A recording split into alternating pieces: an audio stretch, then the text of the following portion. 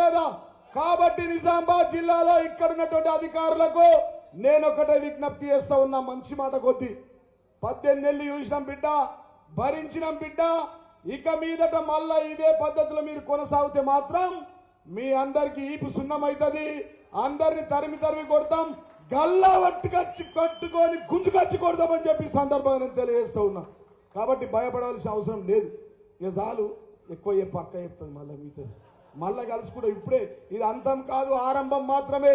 27 తారీఖు తర్వాత, ఏప్రిల్ 27 తారీఖు తర్వాత ప్రతి గ్రామం నుంచి వేలాది మంది తరలి వెళ్ళి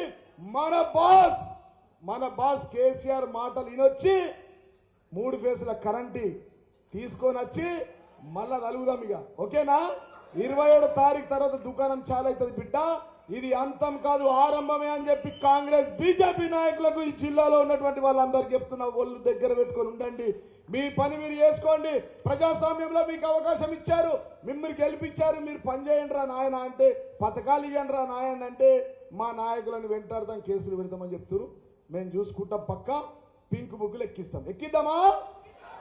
ఇక మీ అందరికి కూడా మరొక్కసారి హృదయపూర్వక ధన్యవాదాలు తెలియజేసి, రేపు ఏదైతే 27వ తారీఖు నాడు పెద్ద ఎత్తున ప్రతి మండలం వైజు కార్లు బస్సులు అన్ని కూడా యువజన నాయకులు బాజిరెడ్డి జగన్ గారి ఆధ్వర్యంలో అన్ని మీకు అరేంజ్మెంట్స్ అవుతాయి. పెద్ద ఎత్తున మీరంతా తరలి రావాలా. సైన్యం చూసి ఇక్కడోడు అక్కడోడు గల్లోడు ఢిల్లోడు ఇద్దరు ఆగమైపోలా. చలిజ్వరం రావాలా 27వ తారీఖు నాడు పబ్లిక్ని చూసి. ఏం రావాలా? చలిజ్వరం రావాలా, తుఫాన్ రావాలా, ఆగమైపోవాలా అంతా.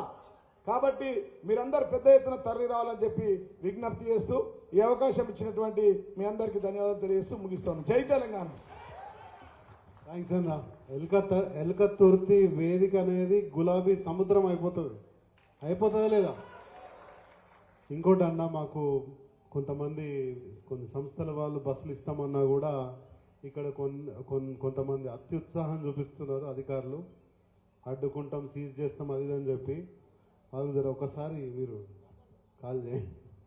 అండ్ ఇప్పుడు మన అందరం ఎదురు చూస్తున్నటువంటి మన నాయకుడు గౌరవనీయులు మాజీ ఎమ్మెల్యే, మాజీ ఆర్టీసీ చైర్మన్, మన కోసం ఎక్కడి వరకైనా నడిచే మన నాయకులు బాజిరెడ్డి గోవర్ధన్ గారు మాట్లాడాలని కోరుతున్నాను.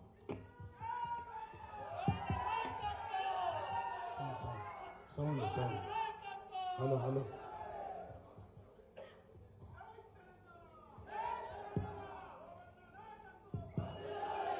హలో హలో హలో హలో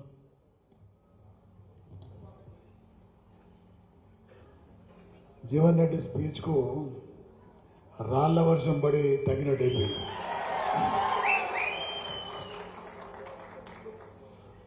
మేము 4:30కి వచ్చేదండి ఇక్కడికి. కానీ కవితమ్మ గారు బాన్స్వాడలో మీటింగ్ ముగించుకొని బోధనలో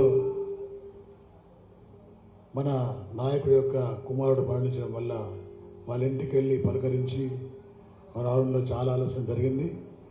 ఇంత ఆలస్యమైన ఇంత పెద్ద ఎత్తున అప్పుడు ఎన్టీ రామారావు అంటుండే, నేల ఈనిందా ఆకాశం దద్దరిల్లిందా అన్నట్టు.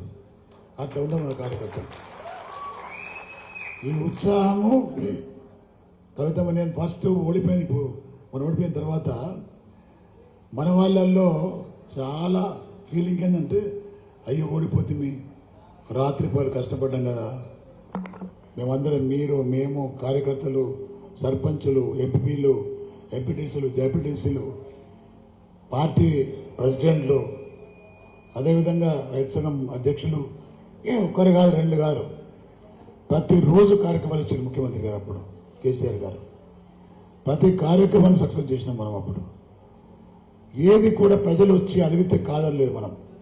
సీఎంఆర్ఎఫ్ కానీ, అదేవిధంగా కళ్యాణలక్ష్మి కానీ, మరి పెన్షన్స్ కానీ, రైతు బంధు కానీ, రైతు బీమా కానీ, కేసీఆర్ కిట్ కానీ, ఒక్కటి కాదు 2 కాదు, ఏది అడుగుతుంది ఇచ్చినాం మనం. కాదని ఒక తూర్పు అనలే మనం. కానీ ఈరోజు ఉల్టా అయిపోయింది. ప్రజలు కేసీఆర్ గారిని ఓడించలేదు, ప్రజలు మోసపోయారు. ప్రజలు కేసీఆర్ గారి కంటే ఎక్కువ ఇస్తా అంటుండే, ఒకసారి చూద్దాము అని ఓట్లేసి మోసపోయిన వాళ్ళు ఇప్పుడు ఎంత బాధపడుతున్నారంటే, ఈ ప్రభుత్వం ఎప్పుడు ఓడిపోతుంది, ఎప్పుడు పడిపోతుంది అని దేవుని మొక్కుతున్నారు. కేసీఆర్ మొక్కుతున్నారు. కేసీఆర్ గారిని దేవుళ్ళ మొక్కుతున్నారు. సార్ పడవ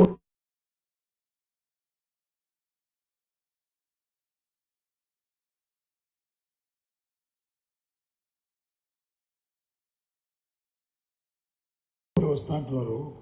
నేను వద్దని చెప్పాను. నేను ఎందుకు సార్ వాళ్ళు రమ్మని చెప్పండి, మీరు మన గవర్నమెంట్ ఫామ్ చేయండి.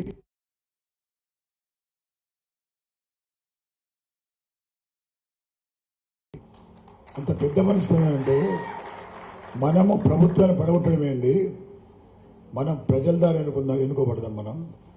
మనం ఈ విధంగా ప్రజాస్వామ్యం కొని చేసేది లేదు. మనం ప్రజల వద్దకు వెళ్దాం, మనం ప్రజలతో గెలుస్తాం అని చెప్పింది తప్ప పడకూడదన్నమాట లేదు.